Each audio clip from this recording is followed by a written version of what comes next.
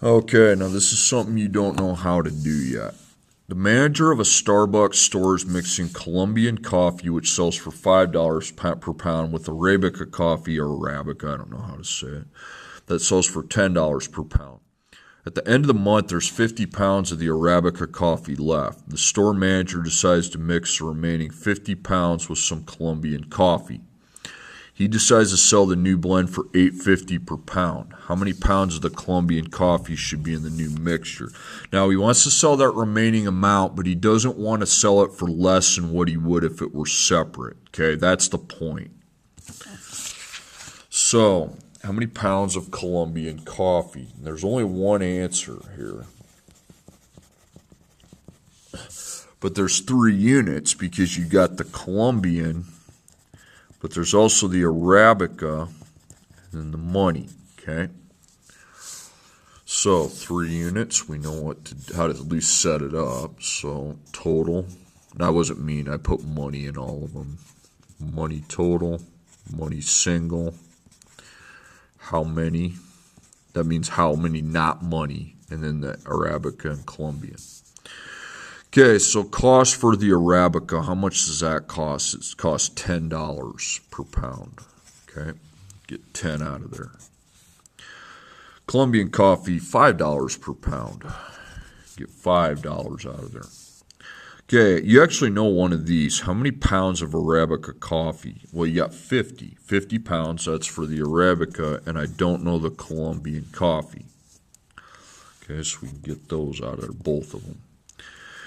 Now, the $8.50 is, if it says per pound, it does not go in this row. It goes in the cost for a single. But that's when they mix them together. They make a new blend out of these two, and they sell it for kind of a middle price. Now, the middle is actually $7.50, but they're going to sell it for $8.50. Now, you're like, well, you're out of numbers, okay? You got to think outside the box a little bit. So I know 50 times 10 is 500. That'd be 5x. And it'd be nice if I could put something in here, because then I could multiply it by 850, and I can. So their pounds, they take the 50 of the Arabica and add what they have for Colombia. So I use a distributive property. 850 times 50, 425.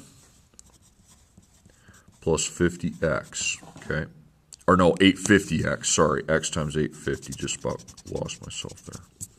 50 times 850 and x times 850. Now, here's how you make your equation. The equals goes here. They want to make the same amount mixing it together as they would if they kept them separate. So basically they want to know, when does 500 plus 5x equal 425 plus 8.50x. Now the x's are on opposite sides, so let's get rid of the 5x. So I've got 500 equals 425 plus, that would be 3.50. And then get your 425 to the other side. Okay, 75 equals 3.50x. Then I divide, and I divide. I'm going to get a decimal, that's all right. Okay, 21.4. So there's 21.4 pounds of the Colombian coffee. Okay, next up. A coffee manufacturer sells cinnamon coffee for $7 per pound and vanilla coffee for $10 per pound. At the end of the month, the cinnamon coffee had 30 pounds remaining. The store manager decides to mix these 30 pounds with the vanilla coffee. He sells the mixture for $8.50 per pound. How many pounds of vanilla coffee should be mixed to ensure no change in revenue? That means he wants to make the same on the mixture as he would selling it separately. That's as simple as I can make that. Okay, so pounds of vanilla. Okay, so I've got the vanilla, but I've also got cinnamon, and then I've got the money. Those are my key units. So there's 3 of them.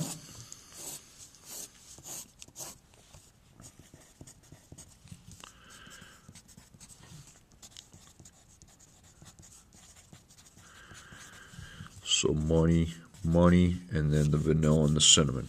So the vanilla, we know that costs $10 per pound. You got to really read these problems. And the cinnamon is $7 per pound. Okay, we have a pounds, 30 pounds, and that's for the cinnamon coffee, so that's strictly for cinnamon. And I don't know the vanilla, so that's X, okay? So that's 10X and 210. Now there's another number, 850, but it says per pound, so that goes here. That's when they mix it together.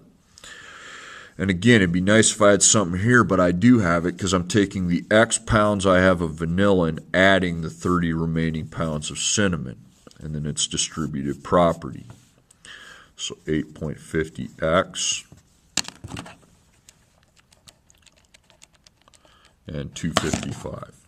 Okay, so I want to know when this is equal to this. So 10X plus 210 equals 8.50X plus 255. So minus 8.50X, and so 1.5X plus 210 equals 255. Okay, so 1.5X. Setting up the table is a hard part. Once you get the table set up, you're good to go. Okay, 45 divided by 1.5 equals 30. Okay, so it's a 30-30 mix. It's not always the same, though. You can't just go off that problem. Okay, a candy store is selling nuts for $5 per pound and almonds for $3 per pound. After the end of the month, the nuts had not sold well, and we got 30 of those pounds of those nuts remaining. The store manager decides to mix the nuts with the cashews. He's going to be charging $4 per pound for the new mixture. How many pounds of almonds should he mix to ensure no change in revenue? So pounds of almonds. So I've got the almonds, but I'm also selling the nuts and the money. So that's, again, 3 units that all relate to each other. So you need your table. You can't use the YMX plus B line. That's not going to work. Money total and money single. And then how many units, okay? So nuts, almonds, and an A will do. Okay, the nuts cost $5 per pound, $3 per pound. Okay, look for a non-money amount, 30 pounds, and that is for the nuts. So you can put that here, and I don't know this. Okay, and then pretty much the only thing I got left is the $4, but that's per pound. So again, that's 4. Okay, and this is X, and again, I can write that as 30 plus X, okay? And then we distribute the 4 to those. So 150, 3X, and that's, I want to know when that equals 120 plus 4X.